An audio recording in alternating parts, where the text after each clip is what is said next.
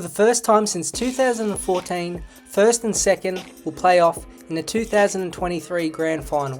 Collingwood and Brisbane have been the most consistent sides all year.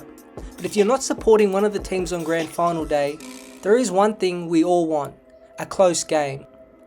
It's hard to believe a tight finish in the biggest game is a wish, as you would think the last two teams left would ultimately play in a game that goes right down to the end. But our Grand Finals of recent have been underwhelming matches.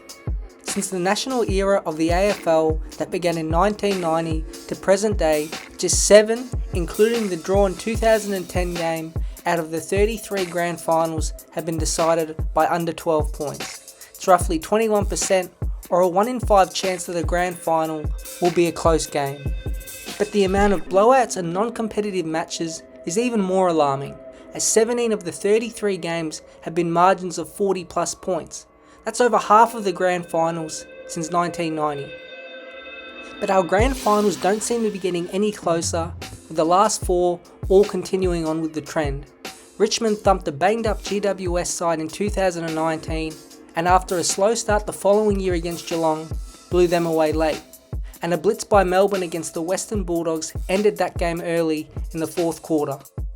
Last year's Grand Final was one of the worst in recent times, as early on it looked like a complete mismatch between Geelong and Sydney. But there is hope for a close Grand Final in 2023. It seems fitting, but Collingwood played in the last thriller against the Eagles in 2018. Dom Sheed's goal was all-time great, and it decided a game that was as 50-50 as it can get. In fact, out of the 7 close Grand Finals, Collingwood has featured 3 times, tied with Sydney for the most.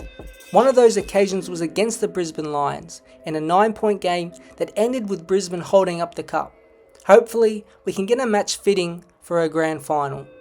But going back to 2018, 10 Collingwood players who are likely to play on Saturday featured in that match.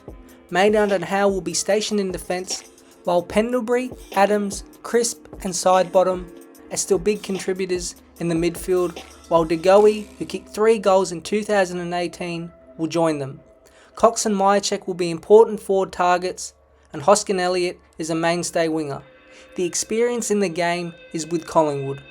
It feels like 5 years of lessons has gotten the Lions to this point. Close losses in big finals for a number of seasons seems to have hardened this group and filled it with resolve, which was on full display after a near disaster start against Carlton. Brisbane is filled with storylines. Lachie Neale gets another shot at a Grand Final after being subbed for Fremantle way back in 2013, and has a chance to become a premiership player and a Brownlow medalist within the same week.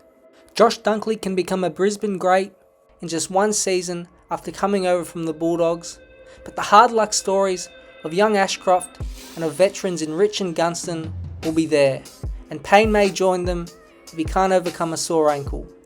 Collingwood will be hoping Adams doesn't join Dan McStay, the former Lion, as another one who is unlucky to not play. Both sides are nearly full strength and ready to go. They have mature, experienced players and young guns playing key roles. On paper, there doesn't seem to be a huge mismatch in ability, so it sets up to be a good game. Collingwood will be favourites, as we know the MCG issues the Lions have had, but other than that, it's a coin flip. Hopefully history cannot be repeated this Saturday, and the 2023 Grand Final can be an all-time great one.